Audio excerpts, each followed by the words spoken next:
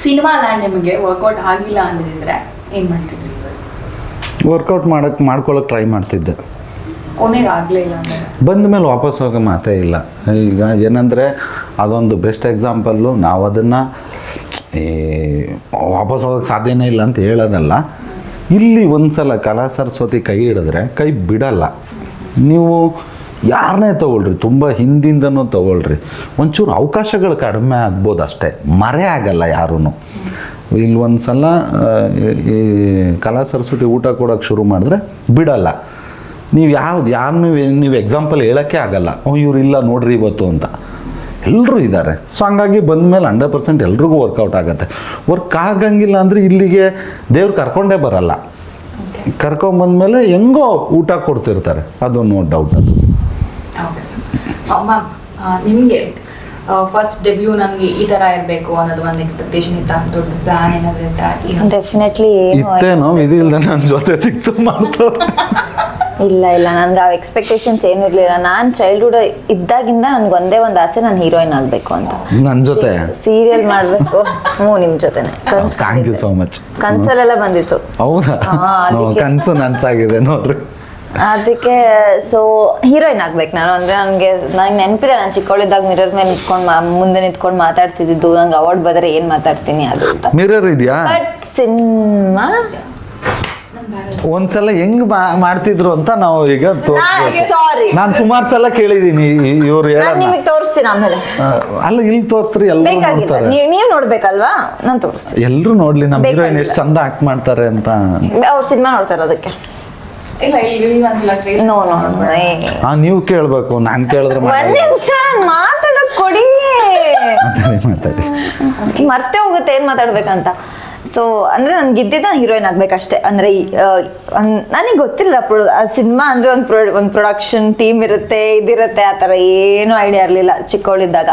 Cinema serial ಮಾಡಬೇಕು, cinema ಮಾಡಬೇಕು ಗೊತ್ತಿಲ್ಲ, ನಾನು ಹೀರೋಯಿನ್ ಆಗಬೇಕು ಅಂತ. ದೇವರು ಅದೇ ಐ ಆಮ್ ವೆರಿ ಲಕ್ಕಿ. ನಂಗೆ ಆ್ಯಕ್ಚುಲಿ ಉಪಾಧ್ಯಕ್ಷ ಸಿಕ್ಕಿರೋದು. ಒಂದು ಕ್ಯಾರೆಕ್ಟರ್ ಎಲ್ಲದರಲ್ಲೂ ಪ್ಲಸ್ಸು. ಇವಾಗ ಸಾಂಗ್ಸಿಂದ ಇಟ್ಕೊಂಡ್ಬಿಟ್ಟು ಯಾರಿಗೇ ಆಗಲಿ ಫಸ್ಟ್ ಡೆಬ್ಯೂಗೆ ಅಂತ ಒಳ್ಳೆ ಸಾಂಗ್ ಇಷ್ಟು ರಿಚ್ ಆಗಿ ಇಷ್ಟು ಹಿಟ್ ಆಗಿದೆ ಅಂದರೆ ನಾನು ಸಿಕ್ಕಾಪಟ್ಟೆ ಲಕ್ಕಿ ಅಂತಾನೆ ಅನ್ಕೋಬೇಕು. ಸೊ ಎಲ್ಲ ವಿಷಯದಲ್ಲೂ ದೇವರು ಕೈ ಹಿಡಿದಿದ್ದಾನೆ, ಸಿನಿಮಾ ಗೆಲ್ಸೋದ್ರಲ್ಲೂ ಕೈ ಹಿಡಿತಾನೆ ಖಂಡಿತ. ಲೈಕ್ ಒಂದು ಸ್ಟ್ರಗಲ್ ಇತ್ತು, ಲೈಕ್ ನಿಮಗೆ ಒಂದು ಶೂಟಿಂಗ್ ಶುರು ಆಗ ಮುಂಚೆ, ಲೈಕ್ ಸೀರಿಯಲ್ ಶೂಟಿಂಗ್ ಶುರು ಆಗ ಮುಂಚೆ ಒಂದು ಆಕ್ಸಿಡೆಂಟ್ ಆಯಿತು ಅಂತ. ಸೊ ಅದ್ರ ಬಗ್ಗೆ ಹೇಳೋದಾದ್ರೆ ಅದು ಒಂಥರ ನೈಟ್ ಮೇರ್ ನನಗೆ. ಅಂದರೆ ನಾನು ಒಬ್ಬಳೇ ಮಗಳು, ಹಂಗಂತ ಸಿಕ್ಕಾಪಟ್ಟೆ ಪ್ಯಾಂಪ್ರಿಂಗ್ ಹಂಗೂ ಬೆಳೆಸಿಲ್ಲ, ಹಿಂಗೂ ಇಲ್ಲ. ಬಟ್ ಆಕ್ಸಿಡೆಂಟ್ ಆದಾಗ ಅಂದರೆ ನನಗೊಬ್ಬ ಅಣ್ಣ ಇದ್ದ, ಅವನು ನಾವು ಆಕ್ಸಿಡೆಂಟಲ್ಲೇ ಕಳ್ಕೊಂಡಿತ್ತು. ಸೊ ನನಗೂ ಅದೇ ಥರ ಆದಾಗ ಅವ್ರಿಗೆ ಸಿಕ್ಕಾಪಟ್ಟೆ ಮೆಂಟಲಿ ಇಬ್ರಿಗೂ ಸಿಕ್ಕಾಪಟ್ಟೆ ತೊಂದರೆ ಆಯಿತು. ಸೊ ನಾನು ಶೂಟಿಂಗ್ ಟೈಮಲ್ಲಿ ಹಿಟ್ಲರ್ ಕಲ್ಯಾಣ ಶೂಟಿಂಗ್ ಮಾಡುವಾಗ ಅವಾಗ ಸಿಕ್ಕಾಪಟ್ಟೆ ಸ್ಕೆಡ್ಯೂಲ್ಸ್, ಹೊಸ ಸೀರಿಯಲ್ಲು ಅದು ಇದು ಅಂದ್ಕೊಂಡು ಬೆಳಗ್ಗೆ ಇಲ್ಲಿ ಬೇಗ ಹೋಗ್ತಾ ಇದ್ದೆ, ರಾತ್ರಿ ಲೇಟಾಗಿ ಮನೆಗೆ ಹೋಗ್ತಾ ಇದ್ದೆ.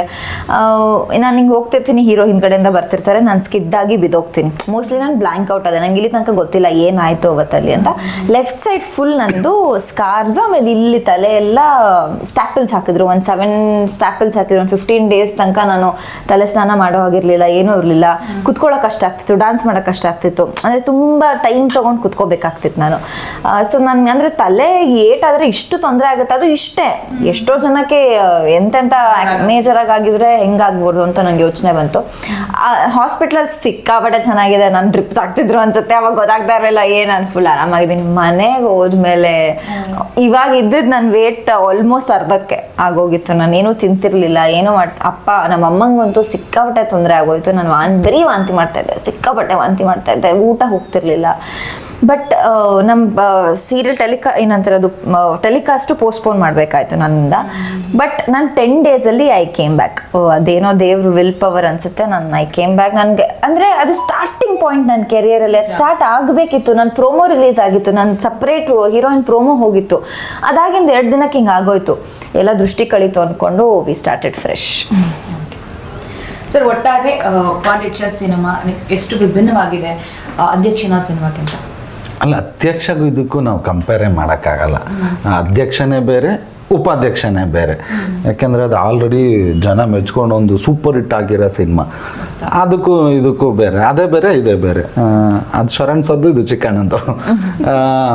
ವಿಭಿನ್ನ ಅನ್ನೋದು ಏನಂದರೆ ಒಂದು ಎಲ್ಲನೂ ಇದೆ ಇದರಲ್ಲಿ. ನಿಮಗೆ ಒಂದು ಕ್ಯೂಟ್ ಲವ್ ಸ್ಟೋರಿ ಇದೆ, ಒಂದು ಫ್ಯಾಮಿಲಿ ಎಂಟರ್ಟೈನ್ಮೆಂಟ್ ಇದೆ, ಆಮೇಲೆ ಹೆಂಗಸರು ಮಕ್ಕಳು ಎಲ್ಲರೂ ಒಂದು ಫ್ಯಾಮಿಲಿ ಸಮೇತ ಕೂತ್ಕೊಂಡು ಮಜಾ ಮಾಡ್ಬೋದು, ಎಲ್ಲೂ ಮುಜುಗರ ಇಲ್ಲದೆ.